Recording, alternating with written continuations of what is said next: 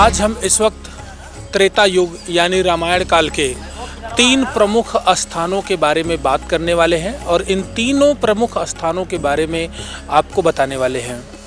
ये रामायण काल में प्रभु राम से जुड़े हुए तीनों प्रमुख स्थान हैं और इस समय वर्तमान में भी यहाँ पर लोग दर्शन पूजन करने के लिए पहुँचते हैं।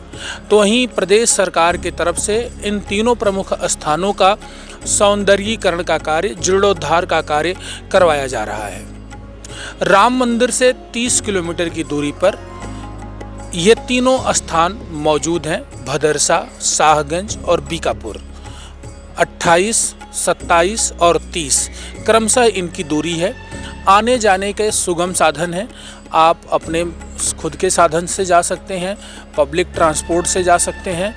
तमाम साधन ऐसे हैं जिनसे आप आधे घंटे में इन तीनों प्रमुख स्थानों पर पहुंच करके आप इनका दर्शन कर सकते हैं। बारी बारी हम आपको इन तीनों प्रमुख स्थानों की विशेषताओं और महत्वताओं के बारे में बताते चलते हैं।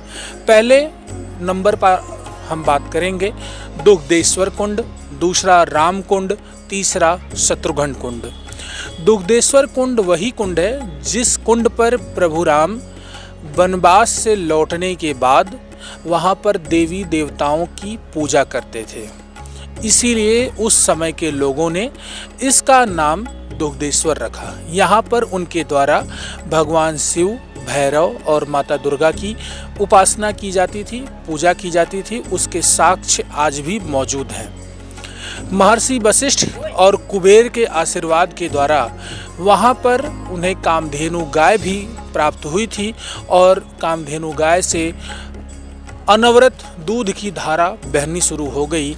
इसीलिए उस स्थान का नाम दुग्धेश्वर कुंड पड़ा, जहाँ पर आज के समय में भी हजारों यात्री पहुँचते हैं। दूसरे नंबर पर हम आते हैं, बात करते हैं रामकुंड। रामकुंड वह जगह है जहाँ पर लंका विजय करते समय जब प्रभु राम पुष्पक विमान से लौट रहे थे तो अयोध्या वासियों ने पहली बार रामकुंड पर पुष्पक विमान पर प्रभु राम को देखा था। इसीलिए उस जगह का नाम रामकुंड रखा गया और इस जगह को भी आज के समय में पुष्पक नगर के नाम से भी जाना जाता है। प्रभु राम वही वह स्थान है, रामकुंड जगह, जहाँ पर वह सबसे पहले उतरे थे।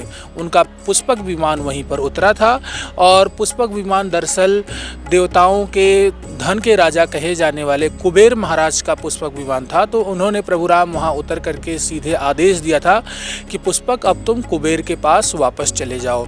जिसके बाद पुष्पक विमान कुबेर के पास वापस चला गया था और उसी स्थान पर रामकुंड का नाम पड़ा और वहाँ पर प्रभु राम का सभी लोगों ने 14 साल बाद पहली बार साक्षात्कार किया था, उन्हें देखा था। इसीलिए उस जगह का नाम रामकुंड और पुष्पक नगर आज रखा गया है, जहाँ पर हजारों भक्त पहुँच रहे हैं और उस त्रेता युगीन जगह का दर्शन कर रहे हैं। तीसरा नंबर है शत्रुघ्न कुंड। शत्रुघ्न कुंड वह स्थान है जब राम और लक्ष्मण 14 सालों के लिए वनवास चले गए तो भरत जी अपनी गुफा में चले गए, नंदीग्राम भरत कुंड जिसका नाम है, जहाँ पर उन्होंने बैठ करके 14 वर्ष खड़ाऊ के साथ तपस्या की।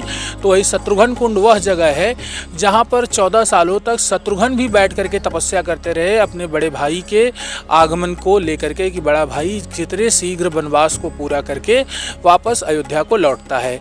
इसीलिए उस स्थान का नाम ऋषियों, महर्षियों और उस समय के समाज के लोगों ने उसका नाम शत्रुघ्न कुंड रखा, जो आज भी जिसके साक्ष्य मौजूद है।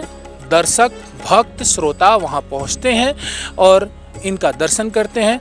हमने आपको 3 कुंडों के बारे में बताया, दुग्धेश्वर कुंड, राम कुंड, शत्रुघ्न कुंड। ये तीनों कुंड त्रेता युगीन हैं जिनका साक्ष्य और प्रमाण आज भी मौजूद है। प्रदेश सरकार की तरफ से सौंदर्यीकरण का कार्य अनवरत जारी है।